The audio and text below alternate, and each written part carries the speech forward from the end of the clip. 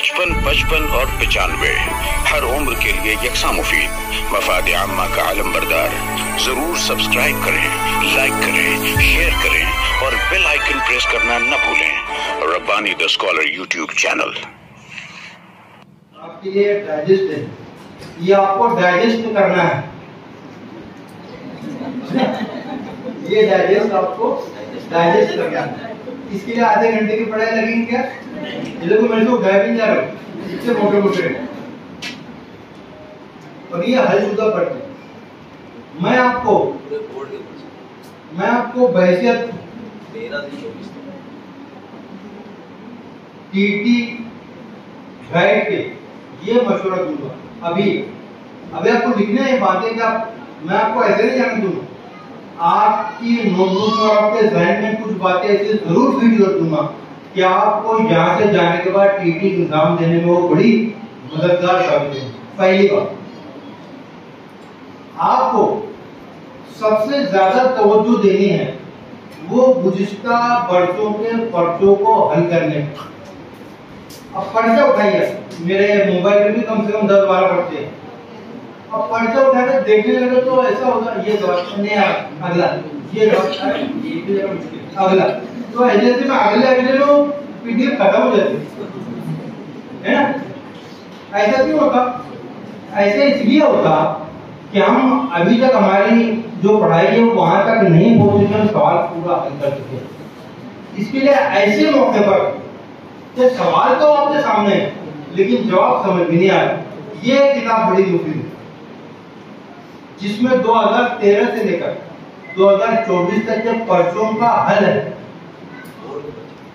जो परीक्षा परिषद निकालती है ना, पुणे की परीक्षा परिषद, उसका हल। मैं एक मशवरा और दूंगा शामिल रखिए। जब मैंने पिछली मरतबा देखा था किताबें, तो इसकी मुझे नहीं, उसमें लिखा था हल, और सवाल के नीचे सिर्फ उसकी आंसर की दी थी। ये तो हल नहीं है। अगर रियाजी, मैं अपनी सब्जेक्ट की बात, अगर रियाजी के सवाल और 4 ऑप्शन है तो सिर्फ ये बोलकर काम नहीं चलेगा कि बी सही है, वहां पर वो हल करना पड़ेगा। तो ऐसी किताबों की जरूरत है जो सवाल को हल कर सके, और मैं इस पर काम कर रहा हूँ कि एक्सप्लेनेटरी हल हो। रियाजी उसका भी हल, अगर पूछा गया कि ये वाह में जो वाव इस्तेमाल हुआ ये वाव अत्फ है या वाव सही, तो सिर्फ जवाब नहीं होना कि वाव अत्फ है या वाव सही, उसके नीचे एक्सप्लेनेशन होना कि वाव कितनी किस्म के रहते, और उसके बाद जवाब हो कि ये जवाब। तो ये है हलशुदा पर्चे। अभी बहुत बेहतरीन शुरुआत काम करने की, अब वो साथ में जुड़े हुए हैं, इंशाल्लाह और मशवरे देते रहूंगा। एक बार साजिद भाई मेरे लिए इनकी बातें बड़ी मुफीद थी। जुमला मोतज़ा उर्दू में कहते हैं इसको, जो टॉपिक चल रहा है उससे 1 मिनट के लिए हटके कोई टॉपिक का वो तो जुमला मोतज़ा अर्ज है कि मैं जलगांव में रहता, एसपी में टीचर हूँ। जलगांव में महानगर पालिका तो उर्दू मीडियम की 9, 10 स्कूल है। 2009 में मैंने देखा कि हमारे स्कूल 7वीं तक, यहाँ की कोई हालत 7वीं तक स्कूल, वहाँ कितनी सिर्फ 10, या मुझे लगता है कि 25 की 48 नहीं चाहे वो 10 स्कूलों में।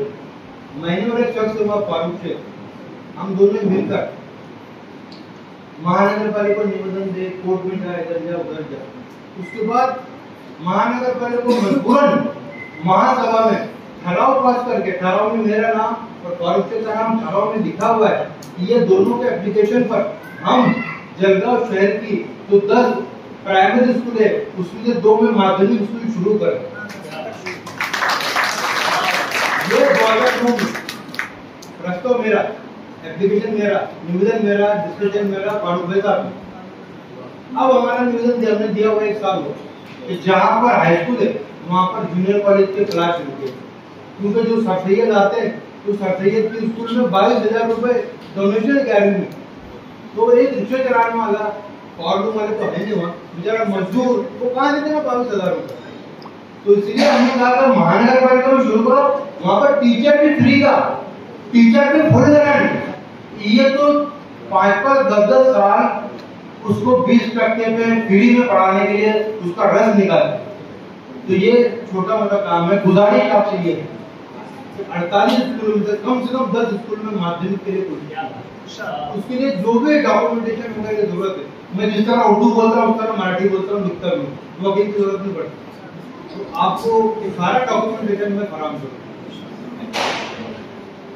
तो ये जो होगा काम, ये बच्चों के लिए, ये हमारी कौम के बच्चे आज प्राइवेट स्कूल में क्या मामला है, नईम शहर से माजरत के साथ सबको मालूम, जो पैसे की डिमांड वगैरह वगैरह वगैरह। लेकिन अगर महानगर पालिका में पवित्र पोर्टल के जरिए रखी है तो ये दूसरा करेंगे, फ्री में आपको वहां पर मुलाजमत मिलेगी। तो सबसे पहला काम ये करना है आपको कि गुज़िश्ता वर्षों के सवालिया पर्चों को हल करो, और आपको वो पर्चे हल करने में जो मुफीद और मुआविन साबित होने वाला है, ये किताब भी बड़ी मुफीद है, इसको भी आप देखो। उसके बाद अब आइए हम डायरेक्ट पेपर पर थोड़ी नजर डालते हैं कि सवालिया पर्चा कैसा है ना। ऐसा करते हम डिस्कशन ही करते हैं आपस में। मैं तो कोई बहुत माहिर नहीं हूँ, लेकिन आपने कई बार पर्चे दिए हुए। कितने सब्जेक्ट रहते हैं पेपर फर्स्ट में, कोई बोले कितने सब्जेक्ट सिलेबस? 5 है ना। कौन कौन से? सबने सही बोला है ना, मैं दोहरा देता। CDP child development and pedagogy, सही तलफ्फुज़ है पेडागोजी, नॉट पेडागोगी। पहला सब्जेक्ट। दूसरा, ये सब बातें लिखने से ज्यादा बेहतर करेंगे। यहाँ पर वैसे ही अपने प्रोग्राम किया, बड़ा इतना बड़ा प्रोग्राम जुमे में रख लिया, यही बहुत बड़ी बात। दूसरा सब्जेक्ट लैंग्वेज फर्स्ट। मैं समझता हूँ कि बेशतर बच्चों ने कौन सी ली है? उर्दू। और एक बात और टेक्निकल बात बता दूं कि जो अपने लैंग्वेज फर्स्ट ली है उसी में अपना सवालिया पर्चा आने वाला है, यानी माहौल का मुतालिया, CDP, रियाजी, ये सब्जेक्ट उर्दू में रहेंगे। दूसरी लैंग्वेज कौन सी ली? इंग्लिश और मराठी। कुछ बच्चों ने मराठी ली होगी, कुछ बच्चों ने इंग्लिश ली, तो 3 सब्जेक्ट। चौथा माहौल का मुतालिया है ना। और 5वां सबसे बड़ा दर्जा है ना, रियाजी। मेरे लिए सबसे आसान, आपके लिए भी सबसे आसान, अगर आपने पॉजिटिव एटीट्यूड रखे तो मैथ का ये 5 सब्जेक्ट आपके पहले पेपर में, CDP, लैंग्वेज और उर्दू, अंग्रेजी, माहौल का मुतालिया, रियाजी। दूसरा पेपर, उसमें भी कितने सब्जेक्ट है? दूसरा पेपर 23 तारीख बहुत नजदीक है, 4 पेपर है ना। पहला CDP, दूसरा उर्दू, तीसरा अंग्रेजी, और चौथा जो पेपर है तो 2 पार्ट, एक ही, या तो सोशल साइंस लिखिए या रियाजी और साइंस लिखिए, रियाजी और साइंस लिखिए, है ना। ये 4 सब्जेक्ट सेकंड पेपर। अब उसकी मार्क स्कीम भी समझनी चाहिए हमको, कि इसमें कितने सवाल आते हैं, कितने क्वेश्चन रहते हैं, कितने मार्क्स रहते हैं। तो हर सब्जेक्ट को पहले पेपर में हर सब्जेक्ट को कितने मार्क रहते हैं? 30 मार्क। और सवाल कितने रहते हैं? तो पहला पेपर कितने मार्क का रहता टोटल? 150 मार्क। कितने सवाल? 150 सवाल। कितने मिनट हल करने के? 2.5 घंटे में कितने मिनट? ये तो पीटी का सवाल है, 2.5 घंटे में कितने मिनट? 150 मिनट। यानी 150 सवाल, 150 मार्क और 150 मिनट। अगर 150 सवाल 150 मिनट में हल करना है, एकदम आसान जाता है। तो एक सवाल को हम एग्जामिनेशन हॉल में कितने मिनट लेंगे? फिर 1 मिनट। ये भी एक नाकाम होने की वजह, आप जो नाकाम हो रहे हैं ना बार बार, उसकी ये भी एक वजह मैंने बता चुका है, इसलिए कुछ बच्चे हंस रहे हैं, मालूम। अब उर्दू जो सब्जेक्ट है उसकी डिफिकल्टी लेवल जो है बहुत कम है। अभी मैं आपको मेरे मोबाइल में 2024 का उर्दू पेपर, उसको मैं यहाँ से हल कराऊंगा तो सिर्फ 10 मिनट लगेंगे हल करने, सिर्फ 10 मिनट। लिहाजा सबको बराबर वक्त मत दो, जो आसान है उनको कम वक्त दो। तो मैंने जो बच्चे एग्जाम देते बार बार और नाकाम होते उनसे वजह भी पूछा कि बेटा क्यों नाकाम होते? मुझे सब आता था। बोले सर सब आता था, टाइम कम पड़ गया। वो बड़े का रियाजी के दूध पे गिरा कि तो सीधे करने में इधर तो उर्दू भी जेब में से निकल गया। तो जो आसान था वो भी लिखने का टाइम नहीं था। तो मैंने छोटा सा टाइम मैनेजमेंट का चार्ट बनाया, चाहो तो लिख लो। उर्दू सब्जेक्ट के लिए पहले नंबर उर्दू के लिए सिर्फ 10 से 15 मिनट दीजिए हल करने। ये टाइम मैनेजमेंट है, इसे हम वक्त का नज्म भी कह सकते हैं।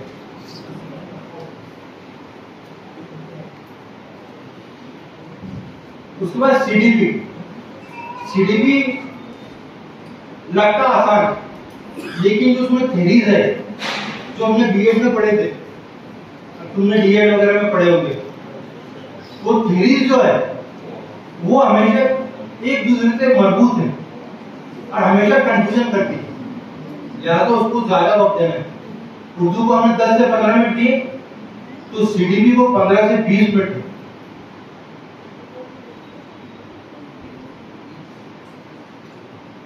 अब उसका माहौल का मुताबिक इतना आसान लगता है। अभी बादल छाए हुए तो बारिश होने वाली है, अपने अतराफ में सब्जा हुआ के रखो तो सेहत अच्छी रहती है। ये माहौल को मुताबिक हम इसको समझते, ये नहीं है माहौल का मुताबिक। माहौल का मुताबिक बहुत मुश्किल सब्जेक्ट है। उसको सिलेबस में बताऊंगा आपको कौन कौन सी किताब में माहौल का मुताबिक का सब्जेक्ट है और निशान कहाँ का, तो आपको हरकत होती है। इसलिए उसको 20 से 25 मिनट दीजिए हल करने के लिए।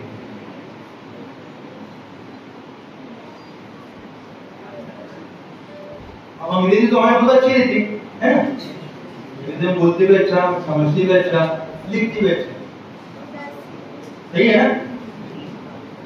लेकिन जब तो मुश्किल है, पीटी की अंग्रेजी मुश्किल है, आपकी अंग्रेजी बहुत अच्छी है, लेकिन पीटी की मुश्किल है। इसके लिए उसको 15 से 20 मिनट देंगे।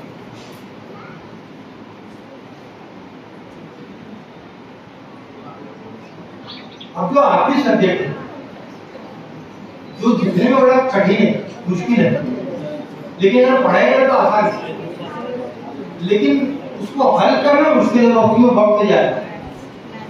उसको दीजिए 50 से 75 मिनट। अभी वक्त नहीं है, मैं तुम्हें रियाजी की कुछ मिसालें आपको हल करके दिखाता, जैसे मिसाल के तौर पर कैलेंडर के सवाल, घड़ी के सवाल, है ना, लगता बड़ा मुश्किल हल करने के लिए कम से कम 5.5 से 6 मिनट लगते हैं, लेकिन नाचिस ने ऐसी कुछ ट्रिक इजाद की कि सिर्फ 15 से 20 सेकंड में मिसाल हल हो जाए। अब इस जगह कभी आऊंगा तो सिर्फ प्रैक्टिकल वर्क करके दिखाऊंगा। अब ऐसा भी नहीं चलेगा तो सर हम तो 11वीं 12वीं हमने आर्ट्स में किया, फिर डीएड किया, ये रियाजी क्यों? रियाजी भी रहेगा, है ना। मैं हमेशा मिसाल देता कि हमारी उस्ताद की मिसाल डॉक्टर की तरह नहीं। गांधी जी ने कहा था education is all round development, वरना डॉक्टर का मामला ऐसा है कि आंख के डॉक्टर को कान का नहीं मालूम और दिल का डॉक्टर दिल का धड़कन नहीं पहचान सकता, लेकिन मॉडलिंग को सब सब्जेक्ट आना चाहिए। इसलिए आपको रेजी पढ़ना है और टीटी में रेजी का एग्जाम भी देना है। इंशाल्लाह फिर कभी किसी मौके पर आऊंगा तो सिर्फ रियाजी पर ही 1 घंटे का लेक्चर दूंगा और मिसालें हल करके दिखाऊंगा। तो जो मिसाल को हल करने को 5 से 6 मिनट लग गए, मैं उसको सिर्फ 30 सेकंड में आपको हल करने की ट्रिक बताऊंगा। और ट्रिक भी ऐसी जैसा 5 से 6 मिनट में वो बच्चा हल करेगा जिसको रियाजी आती, जिसको ज़ाब्ते आते हैं, लेकिन ट्रिक ऐसा भी बच्चा जिसको कुछ भी नहीं आता वो भी ट्रिक से हल करेगा। दुआ कीजिए कि मैं जल्दी आऊं। तो इस तरह ये एक time management, rough time management मैंने बनाया। अब इसको कैसा, इस पर इम्प्लीमेंटेशन कैसा? आपके पास जो पुराने सवालिया पढ़ते हैं, जो ये इसमें जो पढ़ते हैं, उसको आप हल कीजिए और कोशिश कीजिए कि इस टाइम के एतबार से हल करते जाएं। अगर आपने 5-6 पर्चे इस तरह से हल किए तो आपको इसकी आदत पड़ जाएगी और आप एग्जाम देते हुए वैसे हल करेंगे। लिहाजा ये बात याद रखिए कि पहले पेपर में 5 सब्जेक्ट है, हर सब्जेक्ट को 30 मार्क। दूसरे पेपर में जो पहले 3 सब्जेक्ट हैं, जीडीपी, उर्दू, अंग्रेजी, इनको 30 मार्क यानी 90 मार्क। और चौथा सेक्शन जो है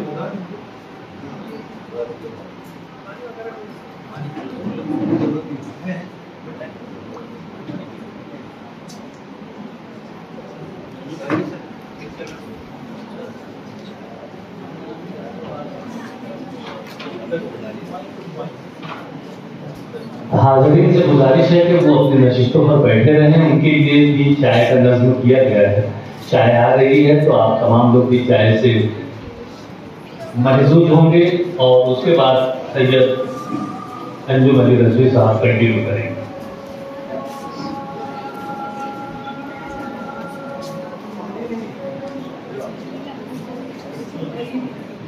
उसमें क्या क्या हमने किया, हमने डीएड में पढ़ा था कि सबक का इआदा करना। अगर सबक का इआदा किया जाए तो सबक याद होता है।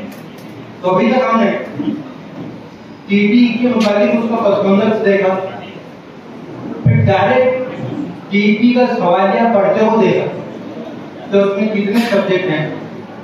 उसके बाद में टीटी की मार्किंग स्कीम देखी कि हर सब्जेक्ट को कितने मार्क। अरे बहुत अहम बात देखी कि टीटी में सवाल कैसे आते।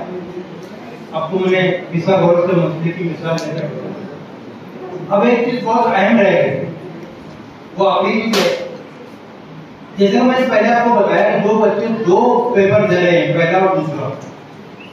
उनको पहली से लेकर 8वीं तक की तमाम किताबों का निसाब है, मैंने उर्दू की 8 किताबें, इंग्लिश की 8 किताबें वगैरह वगैरह। तो ये इतनी ज्यादा किताबें हम कैसे पढ़े? तो मत पढ़ो। इसमें से ये जो इतनी किताबें हो रही है इसमें सिर्फ इतना पढ़ना है और वो क्या पढ़ना है उसको समझो। उर्दू की जो किताबें हैं उसमें सबक, नज़्में वगैरह कुछ मत पढ़ो, ना गजल पढ़ो। फिर क्या पढ़े? सबसे पहले कोई भी सबक शुरू होने से पहले, ये नज़्म शुरू होने से पहले आपको एक पैराग्राफ में मुसन्निफ का तारुफ दिया जाता है, बल्कि कुछ लिखो तो वो मुसन्निफ शायर का तारुफ आपको पढ़ना है। इस तरह आपको याद करना है।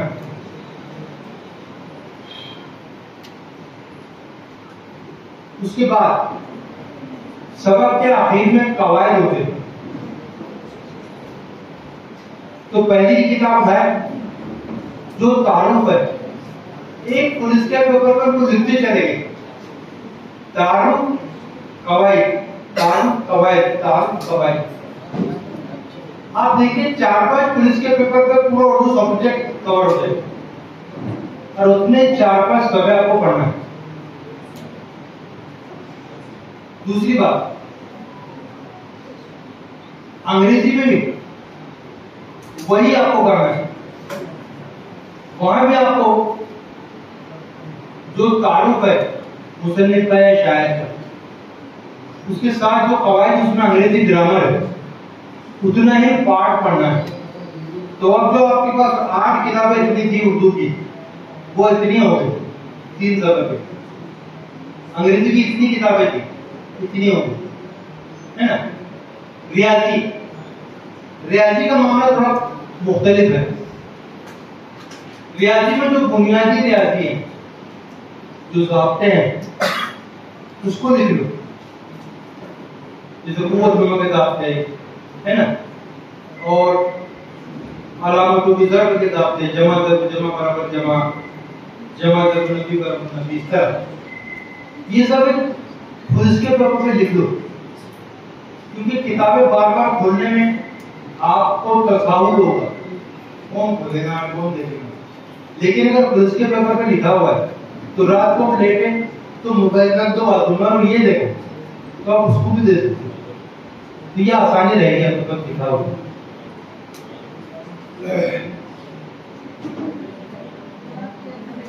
जी ईटी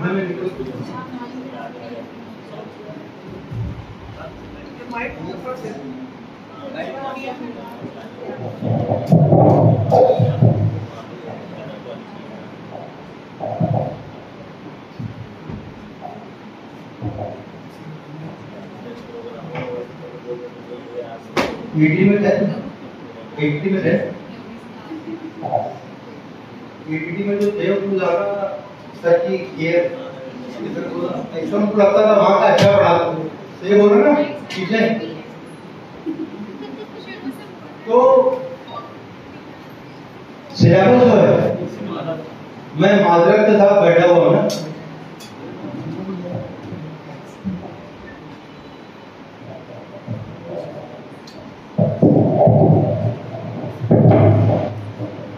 बोलने में सांस भूल गया। अब जो अहम चीज रह गई उस पर गौर करते हैं। सिलेबस,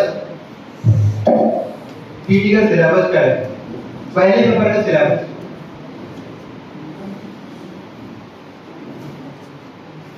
जो चाइल्ड साइकोलॉजी एंड पेडागोजी, उसका सिलेबस जो है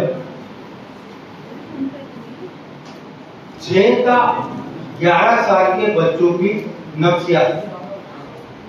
अगर आप किताबें देखेंगे तो अलग अलग एज ग्रुप के लोग बच्चों की नफ्सियात, तो आपको पहले पेपर में 6 का 11 हाँ लेक्चर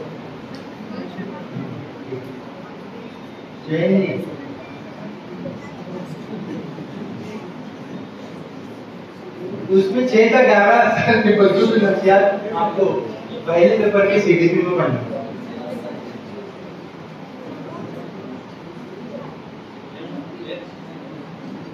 रियाजी में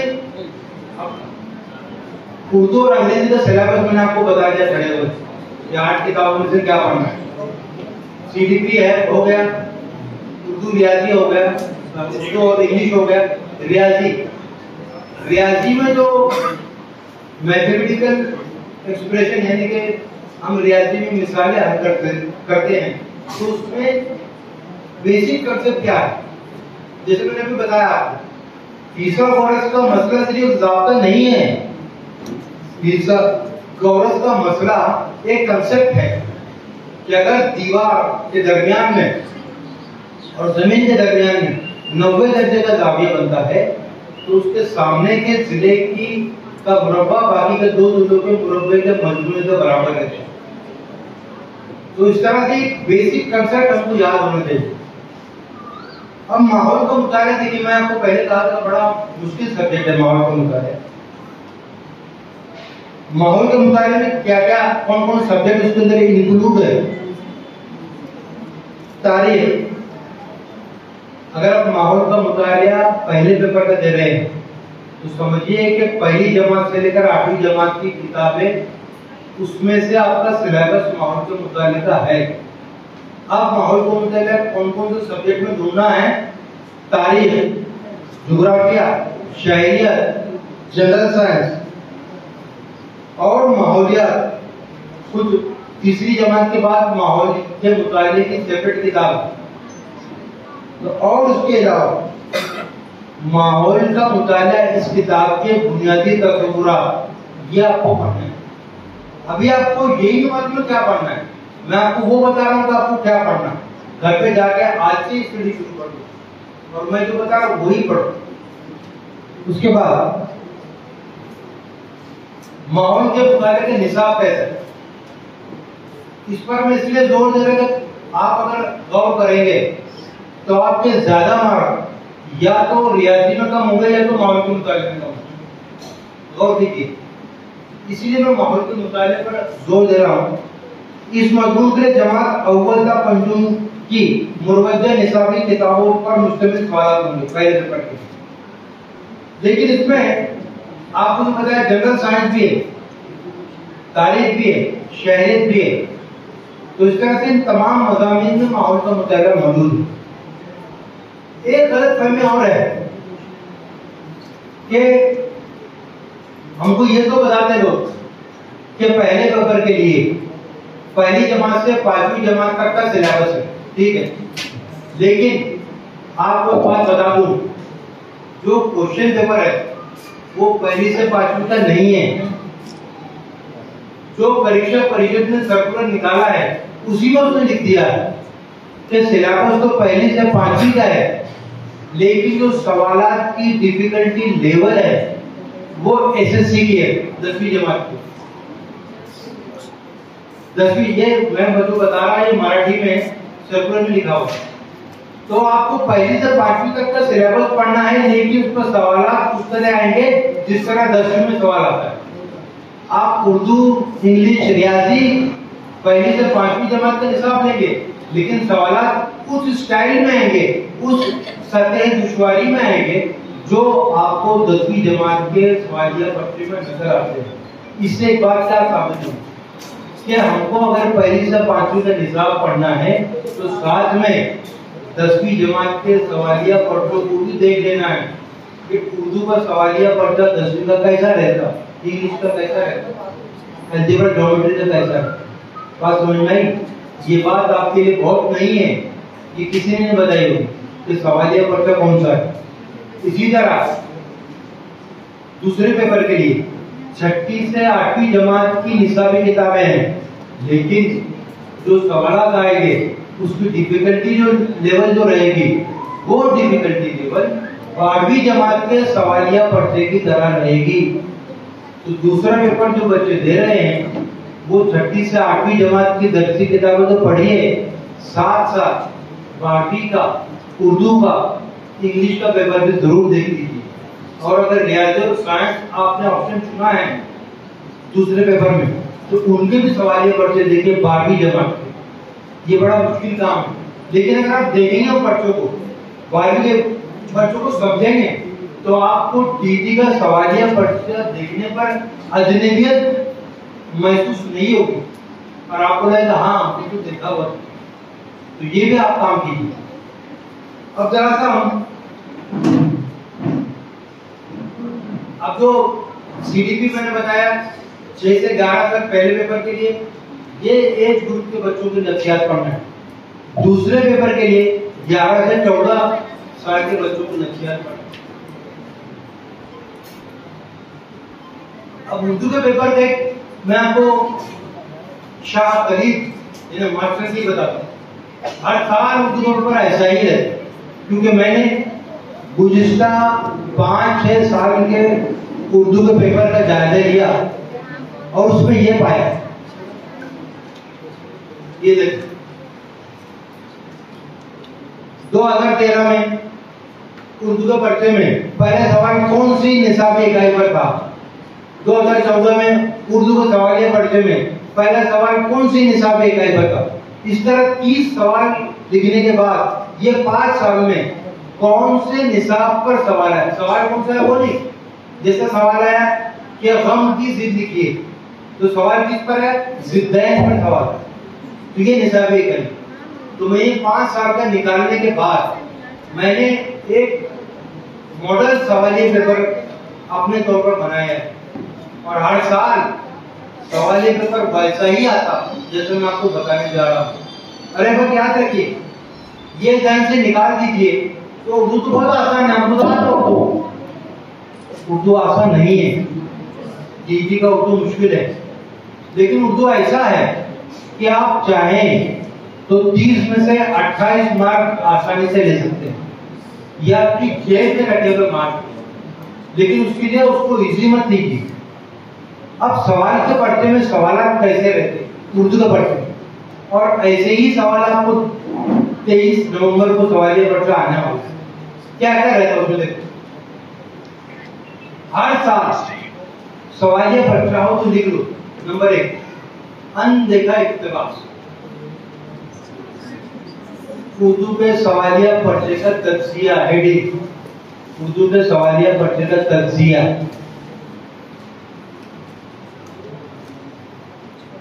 उसमें नंबर 1 पैराग्राफ, अनदेखा इक्तिबास, उस पर 4 मार्क रहते हैं और 4 सवाल, 4 सवाल उसमें आते हैं।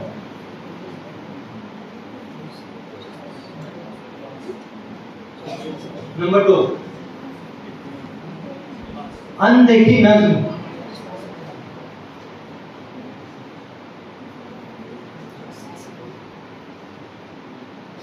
इसके लिए भी 4 मार्क, 4 सवाल। अभी हम देखे के बाद अनदेखी नज्म क्या है, किसी ने देखा नहीं तो उसको नहीं देखे, लेकिन हमारे निसाब में नहीं। अनदेखा क्यों है वो? क्योंकि हमारे निसाब में मौजूद नहीं। हमारे निसाब पर तो कौन से निसाब? पहली से 8वीं जमात तक का निसाब। इसमें से वो नहीं रहेगी, नज़म भी और इक्तबाल भी। अच्छा, उसको हल करना है। मैंने ट्रिक बताया था इससे पहले। आपके सामने इक्तबास है, नीचे 4 सवाल। क्या करेंगे सबसे पहले? इक्तबास पढ़ेंगे, है ना, समझ लेंगे पर अच्छी तरह, फिर सवाल पढ़ेंगे। बच्चे होशियार हो गए, मेरी विद्यु है। पहले इक्तबास नहीं पढ़ेंगे, पहले सवाल पढ़ेंगे। जो सवाल पढ़े हमने, फिर सर सैयद पर लिखी गई किताब आसारुस सनादिर किसने लिखी? आसारुस सनादिर ये लफ्ज जहां दिख रहा है इक्तबास में, वो जुमला पढ़ो, उसमें जवाब दो, और वो ऑप्शन को टिक मार्क कर दो। समझे? इक्तबास नहीं पढ़ना है, नज़्म तो नहीं पढ़ना है, सवाल पहले पढ़ना है, क्योंकि हमको वक्त बचाना है। ऐसा करेंगे तो वक्त बचेगा। और वैसे ही रहता, जैसे मैं बता रहा वैसे ही रहता। नज़म पढ़े, इकबाल की नज़म। तो इकबाल ने हयात जावेदा किसे कहा? हयात जावेदा, ये जो मिसरे में दिख रहा है वो मिसरा पढ़ो, उसमें उसको जवाब किसको कहा? तो पहले सवाल पढ़ो, चाहे अनदेखी नज़्म हो, चाहे अनदेखा इक्तबास, और उसमें से सवाल में हमेशा एक की वर्ड रहता है, एक अहम लफ्ज रहता है। वो लफ्ज को ढूंढो, इक्तबास में कहाँ है या नज़्म में कहाँ है, वही आपका जवाब। आप सिर्फ 10 सेकंड में जवाब लिखेंगे, वरना आपको इक्तबास पढ़ने को, हमें उर्दू बहुत अच्छी है, इक्तबास पढ़ेंगे फिर समझेंगे, हम बहुत समझदार है, उर्दू बहुत अच्छी है, तो आपको 5 मिनट कर देना इक्तबास समझने को, नज़्म समझने को, तो ये वक्त बचा है। और आप सिर्फ 1 मिनट में 4 सवाल के जवाब दे सकते हैं। तो ये 8 मार्क आपको अनदेखी नज़्म और अनदेखी इक्तबास में। उसके बाद सर को न हो, न हो लफ्ज है ना, नहूनी, सर को नहू नहीं, न हो।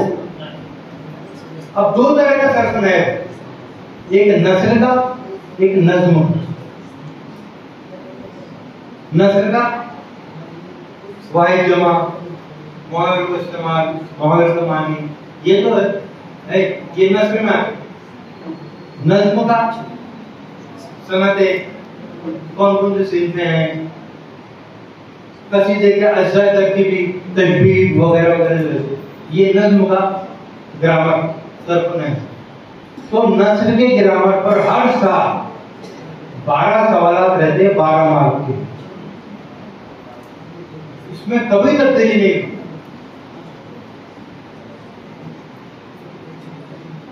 और नज्म के सर्फ नहव पर हर साल 4 मार्क के।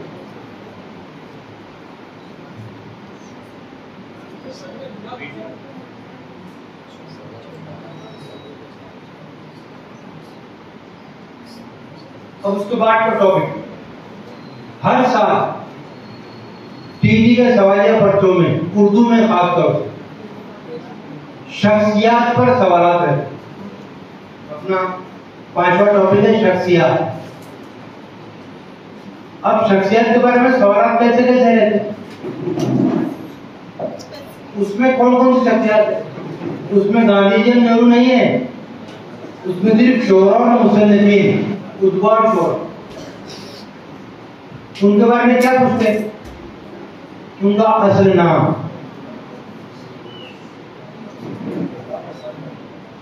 उनका खिताब,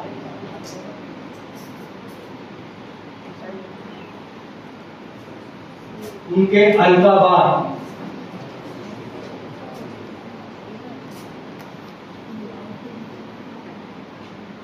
जैसे मुसो बेगम, बेगम की हदीस को पाया, मुस्तफिर गम, इस तरह मुख्तलिफ उनको लक़ब दिए गए, उनको खिताब मिले गए, खिताबात। जिसका गालिब को भी बहादुर जफर ने खिताब किया था। उनके अय्याम विलादत या अय्याम वफात,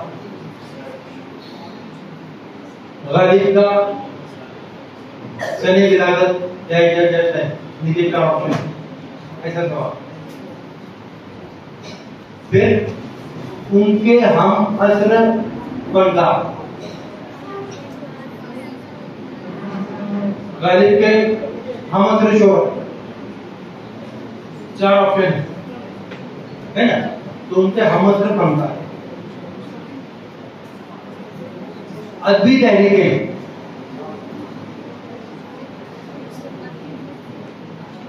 जैसा मुंशी प्रेमचंद किस अदबी तहरीक की पहले इजलास की सदारत की, तरक्की पसंद तहरीक।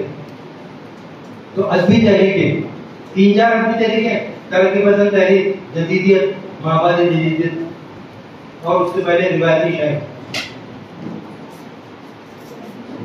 कितने मार्क हुए? शख्सियत को 5 मार्क, सब टोटल कितने हुए?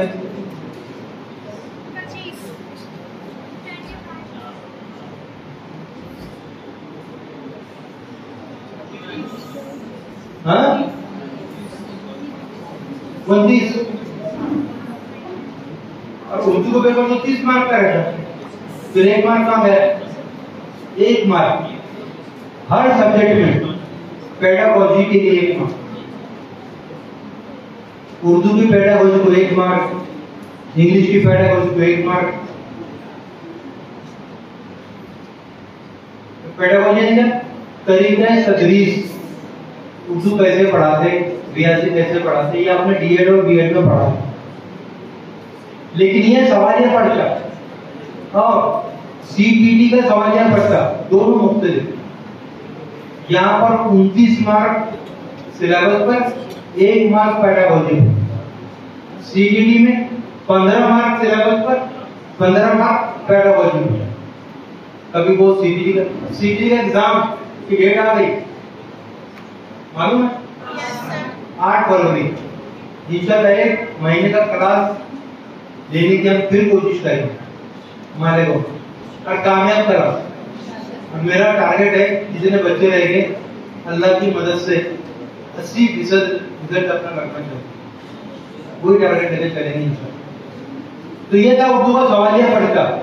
ये किसी किताब, किसी गाइड, किसी लेक्चर में आपको नहीं मिलेगा। अब जो पर्चा आपका 23 तारीख को होने वाला है, उसमें उर्दू का सवालिया पर्चा ऐसा ही है। ऐसे इंग्लिश के सवालिया पर्चे के बारे में थोड़ी सी मालूमात देता हूं। 55 और 95 हर उम्र के लिए यकसा मुफीद, मफाद आम्मा का आलम बरदार। जरूर सब्सक्राइब करें, लाइक करें, शेयर करें और बेल आइकन प्रेस करना न भूलें। Rabbani the scholar YouTube channel. Rabbani the scholar YouTube channel इल्मी, अदबी, दीनी, मिल्ली, समाजी, सकाफती, तहजीबी, फलाही, तिब्बी, फन्नी, माशी, तिजारती, माशरती, इंतजामी, इनकलाबी, तहरीकी, तहकीकी, तकनीकी, तफ्तीशी, तामीरी, तालीमी व मालूमाती यूट्यूब चैनल जरूर सब्सक्राइब करें, लाइक करें, शेयर करें और बेल आइकन प्रेस करें। Rabbani the scholar YouTube channel.